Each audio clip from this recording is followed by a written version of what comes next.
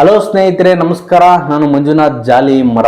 ಇವತ್ತು ಬೆಳಿಗ್ಗೆನೆ ಟ್ರಂಪ್ ತನ್ನ ಸೋಷಿಯಲ್ ಮೀಡಿಯಾ ಆದಂಥ ಟ್ರೂತ್ ಟ್ರಂಪ್ ಕಡೆಯಿಂದ ಒಂದು ಟ್ವೀಟ್ ಮಾಡಿದ್ದಾರೆ.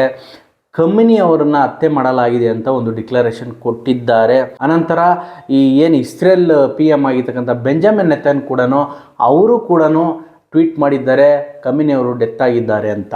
ಇದಕ್ಕಿಂತ ಮುಂಚೆ ಅವ್ರನ್ನ ಏನು ನೈಟ್ ಆಗಿ ಹೊಡೆಯೋಕ್ಕೆ ಸ್ಕೆಚ್ ಹಾಕಿರ್ತಾರೆ. ಆಮೇಲೆ ಇವರು ಟ್ರ್ಯಾಕಿಂಗ್ ಮಾಡಿದ್ದಾರೆ. ಆಮೇಲೆ ಏನು ಇರಾನ್ನ PM ಮಸೂದ್ ಅವರ ಕಡೆಯವರೇ ಒಂದು ಯಾವುದೋ ಫೋಟೋವನ್ನು ಬೆಂಜಮಿನ್ ನೆತನ್ಗೆ ಕಳಿಸಿದರೆ ಅದರ ಮುಖಾಂತರ ಅವರು ಸ್ಯಾಟಲೈಟ್ ಟ್ರ್ಯಾಕ್ ಮಾಡಿಬಿಟ್ಟು ಆ ಜಾಗವನ್ನು ಗುರುತು ಮಾಡಿ ಇಡೀ ಫ್ಯಾಮಿಲಿನೇ, ಬರೀ ಖಮೇನಿ ಮಾತ್ರ ಅಲ್ಲ, ಖಮೇನಿಯ ಮಗಳು, ಅಳಿಯ, ಮೊಮ್ಮಕ್ಕಳನ್ನು ಕೂಡ, ಅದು ಕಮಾಂಡರ್ ಆಫೀಸರ್ಗಳು ಕೂಡ ಎಲ್ಲರನ್ನು ಧ್ವಂಸಗೊಳಿಸಲಾಗಿದೆ. ಅದೇ ರೀತಿ ಅವರ ಮನೆಯ ಗೋಡೆಗೆ ಸಿಲುಕಿ ಅವರು ಸತ್ತಿದ್ದಾರೆ. ಇವರು ಬಾಂಬನ್ನು ಹಾಕಿದ್ದಾರೆ, ಮಿಸೈಲನ್ನು ಹೊಡೆದಿದ್ದಾರೆ ಅಂತ ಹೇಳಲಾಗ್ತಿದೆ. ಇವತ್ತು ಖಮೇನಿಯನ್ನು ನೋಡಲಿಕ್ಕೆ ಲಕ್ಷಾಂತರ ಜನ ಸೇರಿರ್ತಾರೆ. ಆ ವಿಡಿಯೋ ನೋಡಿದೆ ನಾನು. ಅಸಲಿಗೆ ಜಿಯೋ ಪೊಲಿಟಿಕ್ಸ್ನಲ್ಲಿ ಏನಾಗ್ತಾ ಇದೆ ಇದರ ಬಗ್ಗೆ ಎಲ್ಲ ಡೀಟೇಲ್ಸ್ ಆಗಿ ಎಕ್ಸ್ಪ್ಲೇನ್ ಮಾಡ್ತೀನಿ. ಅದಕ್ಕೂ ಮೊದಲು ಯಾರಿನ್ನು ನೀವು ನಮ್ಮ ಚಾನಲ್ನ ಸಬ್ಸ್ಕ್ರೈಬ್ ಮಾಡ್ದೇ ನೋಡ್ತಿದ್ರೆ ದಯವಿಟ್ಟು ಸಬ್ಸ್ಕ್ರೈಬ್ ಮಾಡ್ಕೊಳ್ಳಿ. ಹಾಗೆ ಬೆಲ್ಲೈಕನನ್ನು ಒತ್ತಿಡ್ಕೊಳ್ಳಿ.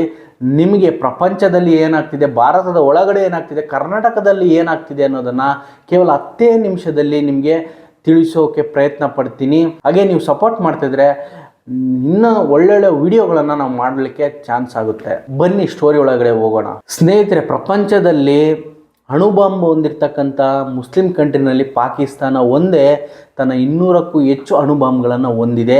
ಅದೇ ರೀತಿ ಇರಾನ್ ಕೂಡ ಅಣುಬಾಂಬ್ ಹೊಂದಬೇಕಂತ ಖಮೇನಿಯವರು ಶಪಥ ಮಾಡಿರ್ತಾರೆ.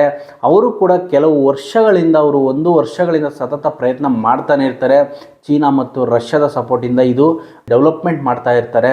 6 ತಿಂಗಳಿಂದ ಇಸ್ರೇಲ್ ಮತ್ತು ಇರಾನ್ ನಡುವೆ ಯುದ್ಧ ಸ್ಟಾರ್ಟ್ ಆಗುತ್ತೆ. ಅವರು ಮಿಸೈಲ್ ಹೊಡಿತಾರೆ, ಇವರು ಮಿಸೈಲ್ ಹೊಡಿತಾರೆ. ಅಲ್ಲೊಂದು ಸ್ವಲ್ಪ ಜನ, ಇಲ್ಲೊಂದು ಸ್ವಲ್ಪ ಜನ ಡೆತ್ ಆಗ್ತಾರೆ. ಎಲ್ಲಿ ಅಣುಶಕ್ತಿ ಸ್ಥಾವರವನ್ನು ರೆಡಿ ಮಾಡ್ತಾ ಇತ್ತೋ ಇರಾನು, ಅದನ್ನೆಲ್ಲ ಅಮೆರಿಕ ಎಂಟ್ರಿ ಆಗಿಬಿಟ್ಟು B2 ಬಾಂಬಾರಿಂದ ಬ್ಲಾಸ್ಟ್ ಮಾಡಿದ್ದೀವಿ ಅಂತ ಹೇಳ್ತಾ ಇದ್ರು. ಇವಾಗ ಏನಾಗಿದೆ ಅಂದರೆ, ಅವರು ಅಣು ಬಾಂಬ್ ಬ್ಲಾಸ್ಟ್ ಮಾಡೋಕ್ಕಿಂತ ಮುಂಚೆನೆ ಅವರು ಅಲ್ಲಿರತಕ್ಕಂಥ ಎಲ್ಲದನ್ನು ಬೇರೆ ಸ್ಥಳಕ್ಕೆ ಸ್ಥಳಾಂತರ ಮಾಡಿ ಮತ್ತೆ ಅವರು ವಾರ್ನಿಂಗ್ ಕೊಟ್ಟರು ಇವರು ಅಣುಬಾಂಬನ್ನು ರೆಡಿ ಮಾಡಲಿಕ್ಕೆ ಸ್ಥಳಗಳನ್ನು ಗುರುತು ಮಾಡಿ ರೆಡಿ ಮಾಡ್ತಾನೇ ಇರ್ತಾರೆ. ಹಾಗಾಗಿ ಖಮೇನಿ ಅವರು ಕಳೆದ 40 ವರ್ಷದಿಂದ ಇರಾನ್ನ ಸುಪ್ರೀಂ ಲೀಡರ್ ಆಗಿ ಬೆಳೀತಾರೆ. ಯಾರೇ PM ಆಗಿ ಬಂದ್ರು ಇವರ ಮಾತೆ ಕೇಳಬೇಕಾಗಿರೋದಂಥ ಪರಿಸ್ಥಿತಿ ಇರುತ್ತೆ. ಅಲ್ಲಿ ಇರಾನ್ನಲ್ಲಿ ಕೆಲವೊಂದು 50% ಇವರ ಆಪೋಸಿಟ್ ಕೂಡ ಇದ್ದಾರೆ. ಯಾಕಂದರೆ ಇವರು ಮಾಡಿರ್ತಕ್ಕಂಥ ರೂಲ್ಗಳು ಆ ಥರ ಇದ್ವು. ಹುರ್ಕಾಕಿ ಹೊರಗಡೆ ಬರೋಂಗಿಲ್ಲ, ಪಬ್ಲಿಕ್ಕಲ್ಲಿ ಅವರು ಕಿಸ್ ಮಾಡೋಂಗಿಲ್ಲ, ಈ ಸಿಗರೇಟ್ ಸೇದಂಗಿಲ್ಲ, ಈ ಥರ ಎಲ್ಲ ಅವರ ಸ್ವಹ ಇಚ್ಛೆಯನ್ನು ಇವರು ವಿರೋಧವಾಗಿ ಇದು ಮಾಡ್ತಾರೆ. ಅದು ಅವ್ರಲ್ಲಿ ಇರ್ಬೋದು, ಬಟ್ ಅಲ್ಲಿ 50%ಗಿಂತ ಹೆಚ್ಚು ಜನರ ಆಪೋಸಿಷನ್ ಇದೆ ಇವ್ರ ಮೇಲೆ.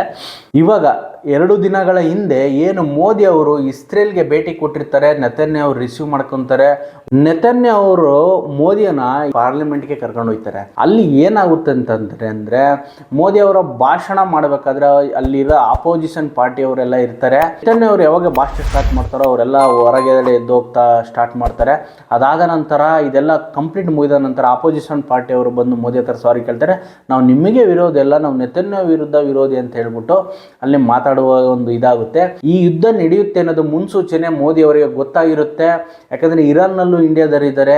ಲಕ್ಷಗಟ್ಟಲೆ ಜನ ವಲಸೆ ಹೋಗಿ ಅಲ್ಲಿ ಕೆಲಸ ಮಾಡುವಂಥರಿದ್ದಾರೆ. ಇವರು ಮುಂಚಿತವಾಗೇನೆ ಯಾರ್ಯಾರು ಇಂಡಿಯನ್ಸ್ ಇರ್ತಾರೋ ಅವ್ರನ್ನೆಲ್ಲ ನಮ್ಮ ಇದಕ್ಕೆ ಕರೆಸ್ಬೋದಾಯ್ತು. ಇವಾಗ ನೋಡಿ 3-4 ಡೇಸಿಂದ ಅವರಿಗೆ ಅಲ್ಲಿ ಫ್ಲೈಟ್ಗಳಿಲ್ಲ, ಏನಿಲ್ಲ, ಎಷ್ಟೆಷ್ಟು ಅವಸರದಲ್ಲಿ ಹೋಗಿರ್ತಾರೋ ಏನೋ ಗೊತ್ತಿಲ್ಲ.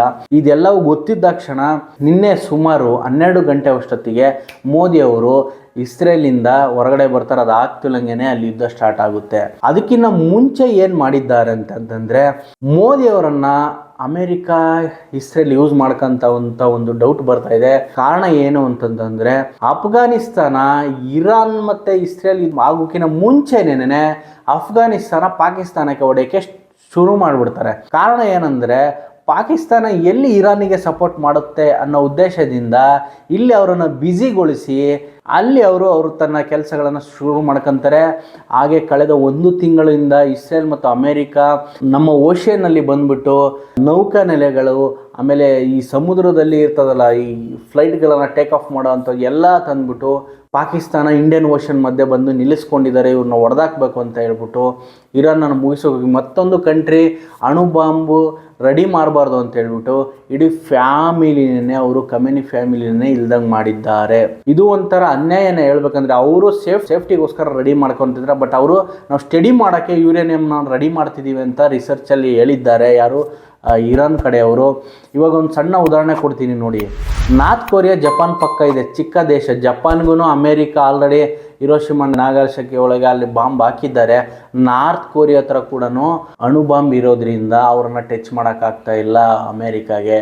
ಇವರು ಪ್ರಪಂಚಾದ್ಯಂತ ಅಮೇರಿಕಾದವರು ಎಲ್ಲೆಲ್ಲಿ ಬೇಕೋ ದುಬೈ, ಬೈರಾನು ಇಲ್ಲೆಲ್ಲಾದರೂ ಇವ್ರದ್ದು ಮಿಲಿಟ್ರಿ ಬೇಸ್ಗಳನ್ನು ರೆಡಿ ಮಾಡಿಕೊಂಡಿದ್ದಾರೆ. ಹಾಗೆ ಅವ್ರನ್ನ ಇಕ್ಕಟ್ಟಿಗೆ ಸಿಗಿಸಿ ಅಮೇರಿಕಾ ಏನು ಬೇಕೋ ಅದನ್ನು ಸಾಧಿಸ್ತಾ ಬರ್ತಾ ಇದೆ. ಇರಾನ್ನಲ್ಲಿ ಖನಿಜ ಸಂಪನ್ಮೂಲಗಳು, ಪೆಟ್ರೋಲಿಯಂ ಉತ್ಪನ್ನಗಳು ಎಷ್ಟಿದೆ ಅದಕ್ಕೆ ಕಣ್ಣಾಕಿರ್ತಕ್ಕಂಥ ಅಮೇರಿಕಾ ಇರಾನಿನ ಆರ್ಮಿ ಕಮಾಂಡರ್ ಬಂದು ಖಮೇನಿಯ ಹತ್ಯೆಗೆ ಪ್ರತೀಕಾರ ತೀರಿಸ್ಕೊಳ್ತೀವಂತ ಹೇಳಿದ್ದಾರೆ.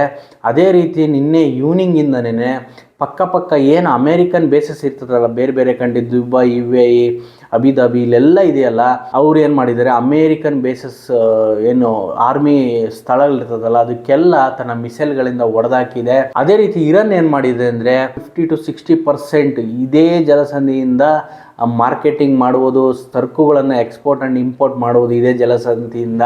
ಇದನ್ನು ಇವಾಗ ಸದ್ಯದ ಮಟ್ಟಿಗೆ ಕ್ಲೋಸ್ ಮಾಡಿದ್ದಾರೆ. ಇರಾನ್ನ ಒಂದು ಕೆಪಾಸಿಟಿ ಏನಂತಂದರೆ ಪವರ್ಫುಲ್ ಆದಂಥ ಅಮೇರಿಕ ಬಂದು, ಇಸ್ರೇಲು ಬಂದು, ಸುತ್ತ ಏನು ಇರಾನಿನ ಸುತ್ತ ದೇಶಗಳು ಕೂಡ ಅಮೇರಿಕಾಗೆ ಸಪೋರ್ಟ್ ಮಾಡ್ತಿದ್ರು. ನಾವು ಕೊನೆವರೆಗೂ ಹೋರಾಡ್ತೀವಿ ಅನ್ನೋದು ಕೆಚ್ಚದ ಹೃದಯ ಇದೆಯಲ್ಲ, ಅದು ನನಗೆ ಒಂಥರ ಬೇಸ್ ಅನ್ನಿಸ್ತು.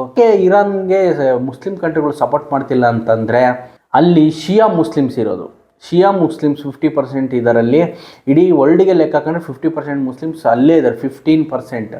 ಹಾಗಾಗಿ ಸುನ್ನಿ ಮುಸ್ಲಿಮ್ಸ್ ಬೇರೆ ದೇಶಗಳಲ್ಲಿರ್ತಕ್ಕಂಥದ್ದು ಎಲ್ಲ ಸುನ್ನಿ ಮುಸ್ಲಿಮ್ಸ್ ಆಗಿರೋದ್ರಿಂದ ಇವ್ರು ಯಾರು ಕೂಡ ಅವರವರಲ್ಲೇ ಇದಿದೆ. ಹಂಗಾಗಿ ಇವ್ರು ಯಾರು ಕೂಡ ಸಪೋರ್ಟಿಗೆ ಬರ್ತಾ ಇಲ್ಲ. ಅವರವ್ರ ಮಧ್ಯೆನೇ ಇವಾಗ ಗಲಾಟೆ ಬರುವಂತೆ ಮಾಡಿದ್ದಾರೆ.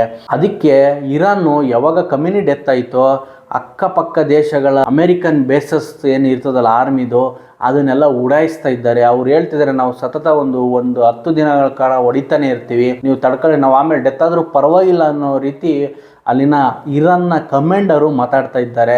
ಇದು ಇಲ್ಲಿಗೆ ನಿಲ್ಲುವಂಥ ಸಾಧ್ಯತೆ ಕಾಣ್ತಾ ಇಲ್ಲ. ಏನಾದರೂ ಇದಕ್ಕೆ ಇರಾನಿಗೆ ಏನಾದರೂ ರಷ್ಯಾ ಮತ್ತು ಚೀನಾ ಏನಾದರೂ ಕೈ ಜೋಡಿಸ್ತು ಅಂದ್ಕೊಳ್ಳಿ, 3rd ವಾರ್ ಸ್ಟಾರ್ಟ್ ಆದಂಗೆ ಇದು ಎಲ್ಲಿಗೆ ಹೋಗಿ ನಿಲ್ಲುತ್ತೆ ಅಂತ ಗೊತ್ತಾಗ್ತಾ ಇಲ್ಲ. ಇವತ್ತು ಅಷ್ಟಾಗಿ ಅಪ್ಡೇಟ್ ಏನು ಬಂದಿಲ್ಲ. ಓನ್ಲಿ ಖಮೇನಿ ಡೆತ್ ಆದ ನಂತರ ಸ್ವಲ್ಪ ಇದಾಗಿದೆ ಅಂತ ಹೇಳ್ತಾರೆ. ಇವರು ಮಿಸೈಲ್ ಅಂದರೆ ಏನು ಅಮೆರಿಕಕ್ಕೆ ಡೈರೆಕ್ಟ್ದಲ್ಲಿದ್ದಾರೆ, ಅಂತಹ ಮಿಸೈಲ್ಗಳು ಅಂತಹ ಅಣುಬಾಂಬ್ಗಳು ಇರಾನ್ ಹತ್ರ ಇಲ್ಲ. ಅವರು ಏನು ಮಾಡಿದರೆ ಇರಾನ್ಗೂ ಮತ್ತು ಅಮೇರಿಕಕ್ಕೂ ತುಂಬ ದೂರ ಇದೆ. ತುಂಬ ಅಂದರೆ ನಾವೊಂದು ಕಡೆ ಇದ್ದೀವಿ, ಅವರೊಂದು ಕಡೆ ಇದ್ದಾರೆ. ಪಾಕಿಸ್ತಾನ ಬಾರ್ಡರ್ ಹಂಚ್ಕೊಳ್ಳುತ್ತೆ ರೀ ಇರಾನು. ಅವರು ನಮಗಂತನೇ ಎಂಥ ಸಮಯದಲ್ಲೂ ಕೂಡ ಕಡಿಮೆ ರೇಟಿಗೆ ಪೆಟ್ರೋಲನ್ನು ಕೊಟ್ಟಿದ್ದಾರೆ. ಬೇರೆ ಕಳೆದ 30 ವರ್ಷದಿಂದ ಅವ್ರ ಹತ್ರನೇ ನಾವು ಪರ್ಚೇಸ್ ಮಾಡ್ತಾ ಇದ್ದು ಪೆಟ್ರೋಲಿನ. ಈಗ ಅಮೇರಿಕ ಅದರ ಸಂಪನ್ಮೂಲಗಳಿಗೆ ಕಣ್ಣು ಹಾಕಿದೆ. ಅದೊಂದೇ ಅಲ್ಲ, ಬೇರೆ ಬೇರೆ ಬಿಸ್ನೆಸ್ ಡೆವಲಪ್ ಮಾಡ್ಕೊಂಡು ತನ್ನ ಅಲ್ಲಿನ ಸರ್ಕಾರವನ್ನು ಬೀಳಿಸಿಬಿಟ್ಟು ಇವರ ಮಾತು ಕೇಳುವಂಥ ಒಂದು ಸರ್ಕಾರವನ್ನು ರಚಿಸಬೇಕು ಅನ್ನೋದು ಕಾನ್ಸೆಪ್ಟ್ ಅವರಲ್ಲಿ ಇದೆ. ಹಾಗಾಗಿ ಇವರ ದೇಶ ಬಿಟ್ಬಿಟ್ಟು ಎಲ್ಲ ದೇಶದ ರಾಜಕೀಯದಲ್ಲೂ ಕೈಯಾಡಿಸ್ತಾ ಇದ್ದಾರೆ. ನೀವು ನೋಡಿದ್ರಲ್ಲ, ನೇಪಾಳನೂ ಗೌರ್ಮೆಂಟ್ ಹೊಡೆದು ಬಿಸಾಕಿದ್ರು, ಈ ಕಡೆ ಶ್ರೀಲಂಕಾ, ಇದೆಲ್ಲ ನಾವು ಸ್ವಲ್ಪ ಸ್ಟ್ರಾಂಗ್ ಇರೋದ್ರಿಂದ ನಾವು ನಿಂತ್ಕೊಂಡಿದ್ದೀವಿ. ಬಟ್ ಯಾವುದೇ ಕಾರಣಕ್ಕೂ ನನ್ನ ಒಂದು ಪರ್ಸನಲ್ ಒಪಿನಿಯನ್ ಏನಂತಂದರೆ, ಯಾವುದೇ ಸರ್ಕಾರ ಇರಲಿ, ಕಾಂಗ್ರೆಸ್ ಆಗಲಿ BJP ಆಗಲಿ ಯಾವುದಿದ್ರು ಇಂಡಿಯಾದಲ್ಲಿ ರಷ್ಯಾಗೆ ಮಾತ್ರ ಕೈ ಕೊಡಬಾರ್ದು. ಅವರು ಕಷ್ಟದ ಟೈಮಲ್ಲಿ ನಿಂತಿದ್ದಾರೆ ರೀ, ಅವ್ರ ಮೇಲೆ ಒಂದು ಅಭಿಮಾನ ಇದೆ ನಮಗೆ. ಅಮೇರಿಕ ಯಾವಾಗ ಏನು ಮಾಡುತ್ತಂತ ಗೊತ್ತಾಗಲ್ಲ. ಯಾಕಂತಂದರೆ ಪಾಕಿಸ್ತಾನ ನಮ್ಮ ಮೇಲೆ ಯುದ್ಧಕ್ಕೆ ಬಂದಾಗ ಅಮೇರಿಕ ಪಾಕಿಸ್ತಾನಕ್ಕೆ ಸಬ್ಮರೀನ್ ಕಳಿಸುತ್ತೆ, ನಮ್ಮನ್ನು ನೋಡೋದಕ್ಕೆ ಸಬ್ಮರೀನ್ ಕಳಿಸುತ್ತೆ. ರಷ್ಯಾ ನಮ್ಮಲ್ಲಿ ಏನು ಇಲ್ಲದ ಟೈಮಲ್ಲಿ ರಷ್ಯಾ ನಮ್ಮ ಜೊತೆ ನಿಂತಿದೆ.